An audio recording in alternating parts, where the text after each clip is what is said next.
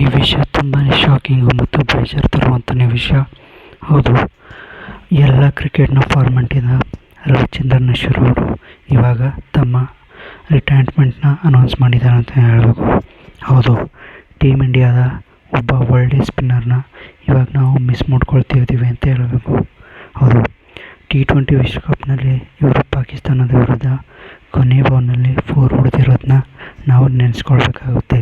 ಹೌದು, ಹಾಗೂ ಟೆಸ್ಟ್ ಕ್ರಿಕೆಟ್ನಲ್ಲಿ ಅಶ್ವಿನ್ ಇಲ್ಲದೆ ಟೀಮ್ ಇಂಡಿಯಾದ ಪ್ಲೇಯಿಂಗ್ 11 ಇನ್ಕಂಪ್ಲೀಟ್ ಅಂತಲೇ ಹೇಳಬೇಕು. ಹೌದು, ಟೆಸ್ಟ್ನಲ್ಲಿ ಪ್ರತಿ ಸಲ ಆಡುವಾಗ 4 ಅಥವಾ 5 ವಿಕೆಟ್ಸ್ ಪಕ್ಕ ತೆಗಿತಾ ಇದ್ರು ಅಂತಲೇ ಹೇಳಬೇಕು. ಹೌದು, ಈಗ ಈ ಲೆಜೆಂಡರಿ ಸ್ಪಿನ್ನರ್ ರಿಟೈರ್ಮೆಂಟ್ನ ಘೋಷಿಸಿದ್ದಾರೆ ಅಂತಲೇ ಹೇಳಬೇಕು.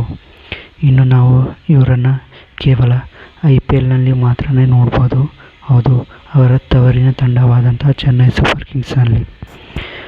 ಅಶ್ವಿನ್ ಅವರ ಈ ಶಾಕಿಂಗ್ ರಿಟೈರ್ಮೆಂಟ್ನ ಏನನ್ನಿಸ್ತು ಅಂತ ನಿಮಗೆ ಕಾಮೆಂಟ್ ಮಾಡಿ. ಹಾಗೆ ಈ ವಿಡಿಯೋ ನಿಮಗೆ ಇಷ್ಟ ಆಗಿದರೆ ಒಂದು ಲೈಕ್ ಮಾಡಿ, ಚಾನಲ್ನ ಸಬ್ಸ್ಕ್ರೈಬ್ ಮಾಡಿ. ಹೀಗೆ ನನ್ನ ವಿಡಿಯೋನ ನೋಡ್ತಾ ಇರಿ. ಬಾಯ್ ಬಾಯ್.